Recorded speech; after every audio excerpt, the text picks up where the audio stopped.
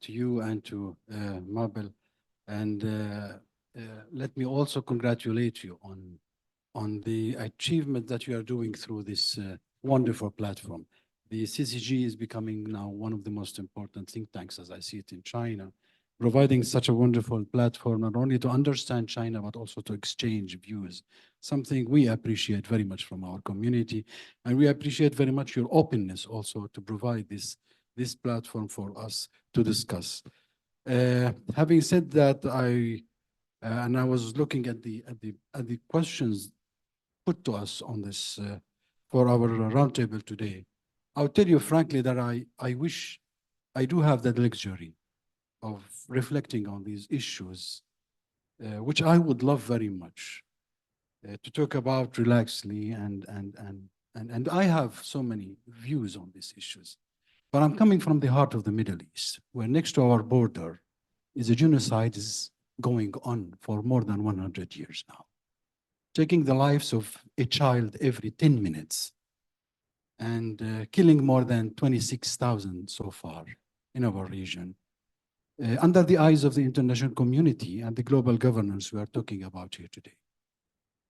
And here, what I would like to say is that 70 years since the establishment of the world governance in terms of the United Nations and all those institutions and so on, so many generations have been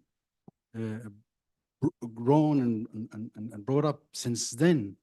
But unfortunately, the world is still living under this shadow of this same World War II.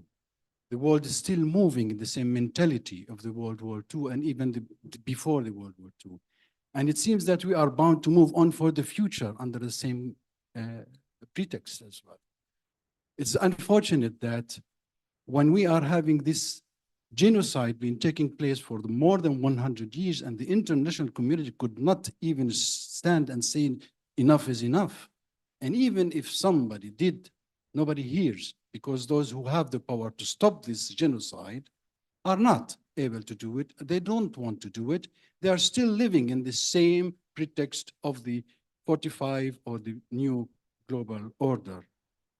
I'm sorry to say that with all this mentality that has been arising since the end of last year, we have for many years, we have been warning that there is no peace in this world unless there is a peace in the Middle East.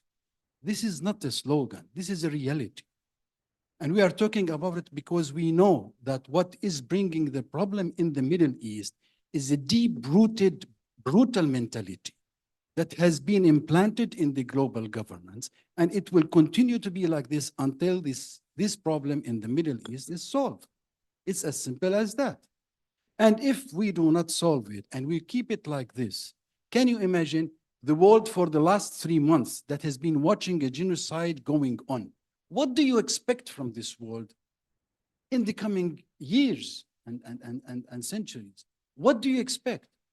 There is not a single change that can give hope that there is really a future, a better future, because we are still living in the shadow of this mentality, a brutal mentality, fascist mentality that is accepting a genocide, killing more than 11,000 children in 3 months, more than any time in the history it happened, and yet nobody is willing to stop it. We had a problem even in taking it to the United Nations.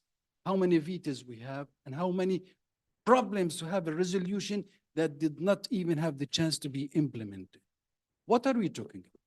We are talking about a world that we are living in that is fluctuating between a moral dysfunction and a moral bankruptcy. This is what we are facing, and this is what we are having today. And what do we expect from a world, from a governance, from a world governance that is acting with this moral bankruptcy? What do we expect? A better future for our children? I'm sorry to say no. More than 30 years you've been talking about the climate change. So many agreements for the climate change. Did we get better? Why? Because it's the same mentality. It's the brutal mentality of the pre-world order that is running our daily life, and it will continue. there is not a real change, there is not a real reform in our global governance that could lead to a better future for our future. I'm sorry to say that, but this is the reality. This is where I'm coming from, the Middle East. For 70 years, we are living this problem, this genocide taking place, this occupation going on, this dehumanization of people.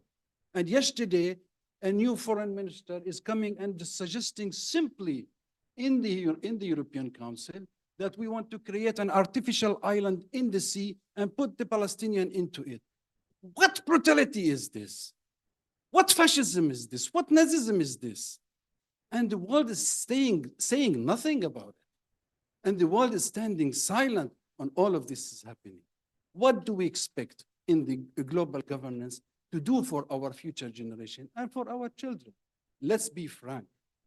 We need to stand up, and we need to stand up for principles, for humanity. We need to say, stop, enough is enough. We have to live up for our principles, for our promises for ourselves, that we should provide a better future for our children.